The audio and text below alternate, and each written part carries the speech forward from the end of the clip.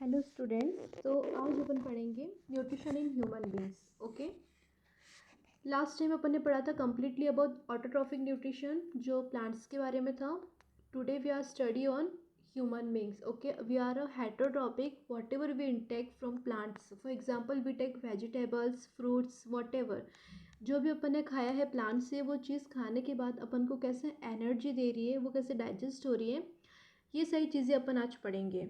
Okay, so human beings एक ऑमनिवर है जो प्लांट बेस्ड फूड भी खाता है एंड एनिमल बेस्ड फूड भी खाता है। Okay, and you all studied in primary classes that what is plant based and what is animal based. तो plant based is vegetable, fruits, whatever we are taking from plants, and animal based is milk, egg, meat, chicken, whatever taking from animals. Okay, so जो भी intake अपन ने किया है, अपनी body के अंदर एक कॉम्प्लेक्स सिस्टम है।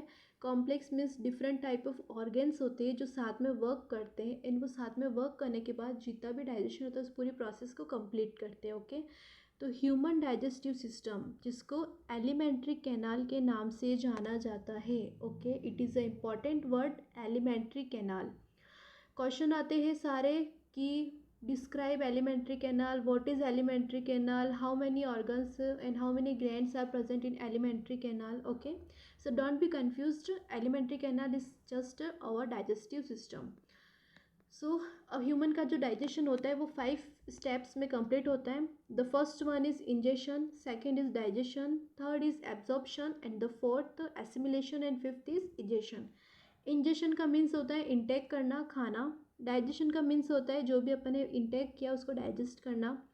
एब्जॉर्प्शन मीन्स क्या होता है, जितना भी अपन ने खा लिया है वो जितना भी डाइजेस्ट हो चुका है वो सारी चीज़ें कैसे एब्जॉर्ब होती है।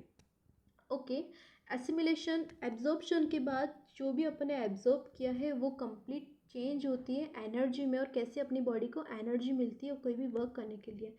And egestion, we all know the waste part of food is excreted by anus, this is known as egestion. So most of students बोलते हैं कि जो फूड होता है वो डाइजेस्ट होना स्टार्ट होता है स्टमक में, that food always digest in a stomach, but this is a wrong thing. जो फूड होता है वो हमेशा डाइजेस्ट होना स्टार्ट होता है माउथ में। ओके, अपन ने जैसे खाया वैसे ही अपना जो डाइजेशन होता है वो क्या हो जाता है, स्टार्ट हो जाता है। ओके, सो माउथ में क्या होता है, अपन ने फूड इंटेक किया, अपने जो टीथ होते हैं वो अपने डाइजेशन को अपने फूड को डाइजेस्ट करने में हेल्प करते हैं। अपन चबाते खाने को, चबाने के बाद जो भी सलाइवा, सलाइवा मीन्स जो थूक होता है वो एक सलाइवरी ग्लैंड से सिक्रेट होता है। Okay, salivary gland saliva secrete करता है। Saliva it is a type of liquid. Saliva एक लिक्विड होता है जो अपनी माउथ में, अपने बकल कैविटी में, मीन्स अपने जॉ के पास में प्रेजेंट होता है। Okay, now the food whatever we are digested is change in a form of chyme, then oesophagus is important. Oesophagus is just a food pipe, यहाँ पे किसी भी तरह का डाइजेशन नहीं होता है। ये 25 सेंटीमीटर लॉन्ग होती है। ओके, एंड जो भी फूड अपन ने चबाया है, जो भी अपन ने खाया है, वो सारा अपने स्टमक तक ले जाने का जो काम होता है वो ईसोफेगस का होता है।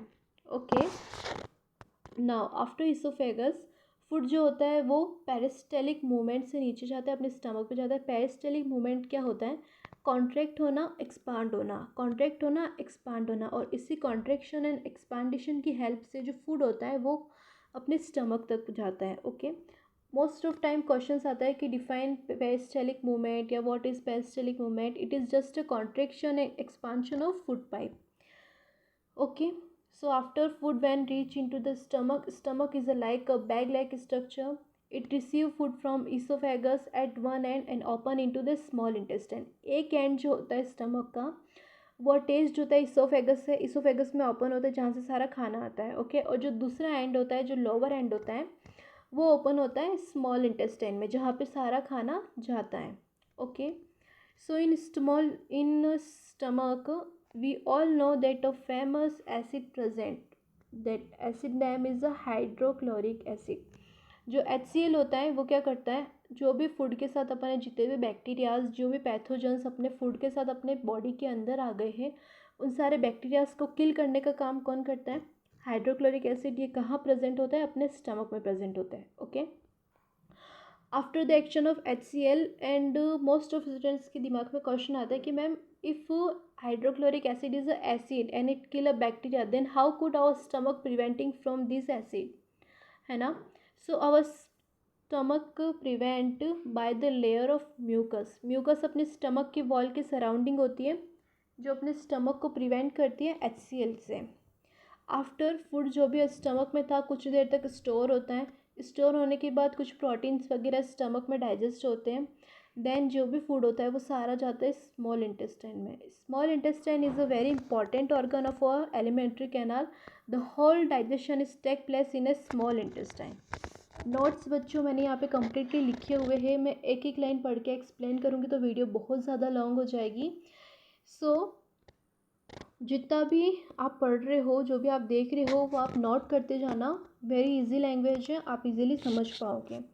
आफ्टर स्मॉल इंटेस्टाइन में क्या होता है, स्मॉल इंटेस्टाइन 20 फीट लॉन्ग होती है. Okay, and it is the longest part of alimentary canal. Again a short question, what is the which is the longest part of alimentary canal, and our answer is a small intestine. Okay, so we will study small intestine and large intestine tomorrow because the video is too long. Okay friends, goodbye.